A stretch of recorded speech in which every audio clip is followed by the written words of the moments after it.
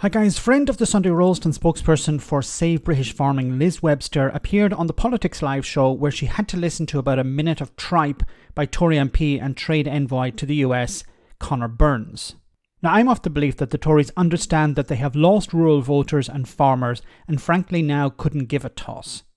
No Conservative MP turned up to speak to farmers, as far as I know, during their protest to listen to their concerns. Instead, they went on TV to make excuses.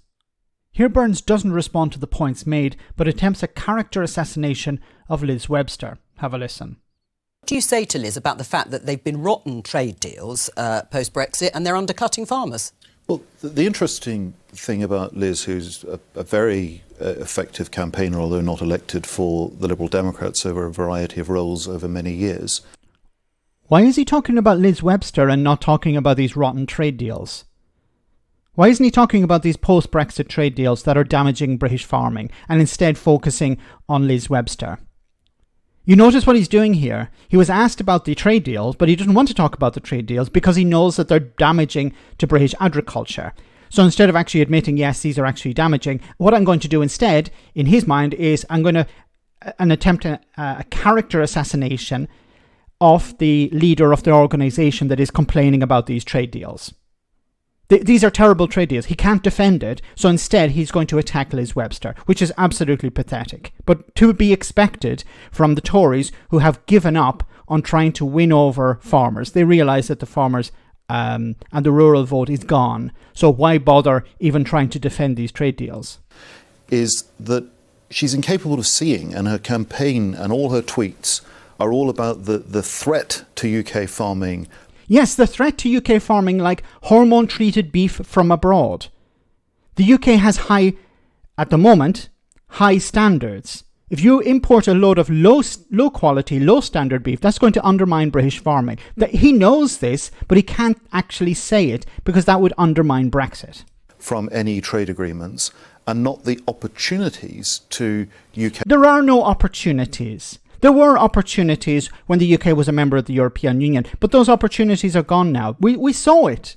What opportunities are there with the, for example, Australian or New Zealand trade deals? There were opportunities for Australian and New Zealand farmers, but not for British farmers. We even saw a few weeks ago how a consignment was blocked because it didn't have the right paperwork.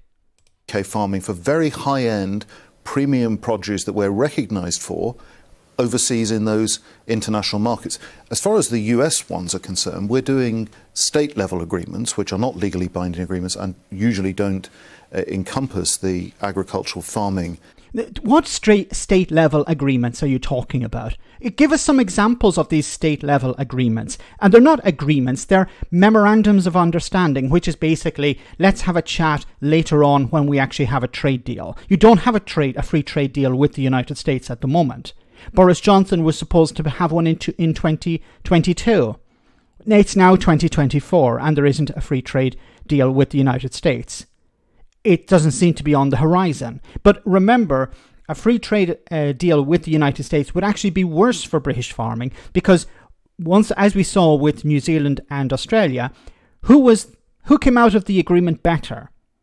The bigger economy, the UK, or the smaller economy, Australia or New Zealand? Well, it should have been the UK, but in reality, it was the Kiwis and the Aussies. They got a better deal than the UK. So can you imagine Brexiteers negotiating with the likes of the United States?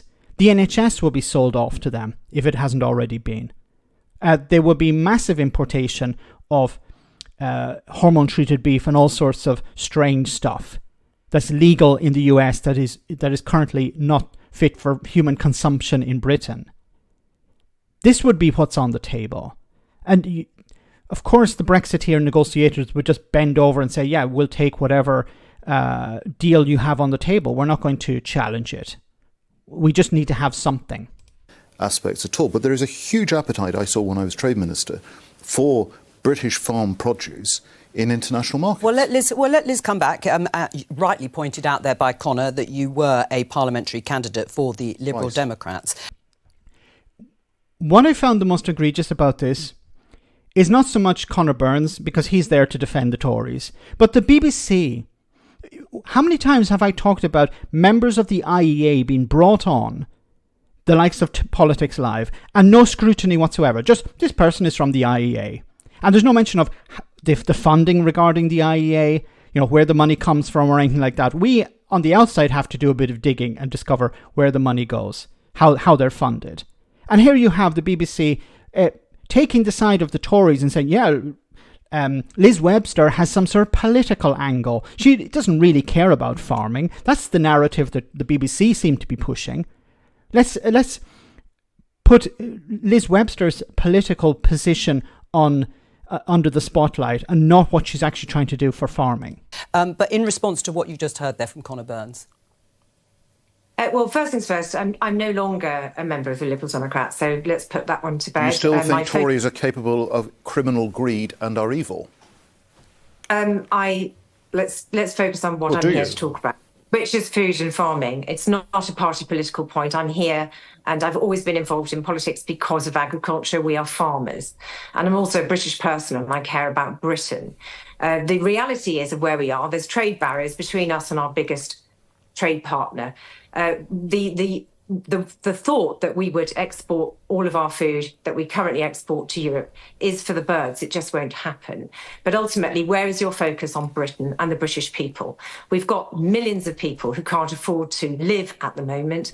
And farmers, and I can tell you now, because we were all together yesterday and we're united on this, we want to feed the British people. And we understand that part of that food system has to be exported. 90% of it goes to Europe.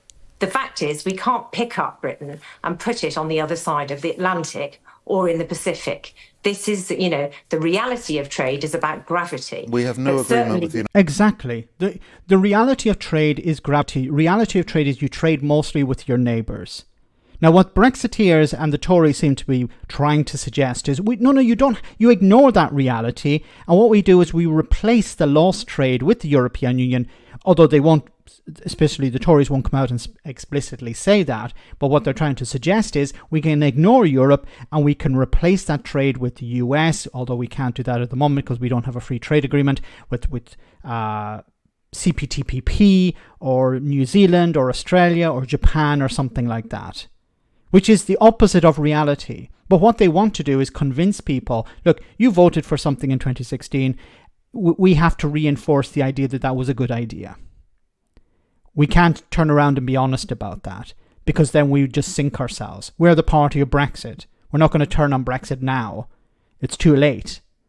And also we want to keep Brexit on the back burner because when Labour take over and Labour try to have a better relationship with the European Union, then we can pull out Brexit again and say, look, they're betraying Brexit. Keir Starmer wanted a second referendum. Keir Starmer is a secret Remain or a rejoin or whatever. That's what the Tories want to do. They don't want to be honest about Brexit because that would sink them, but also it would undermine weapons, the way they want to weaponize it in the future. So these trade deals have been a disaster for British farming. Conor Burns doesn't want to admit that. He wants to be dishonest and start talking about some tripe about US trade deals or something like that. Agreements, I should say. It's all pretty pathetic. Well done to Liz for coming on and challenging these things. But it's, once again, a big problem with the BBC is that the focus on people like Liz Webster, who have no real power, and not on people who do. Let me know in the comment section, guys, what you think. As always, your comments are greatly appreciated. Thanks a lot.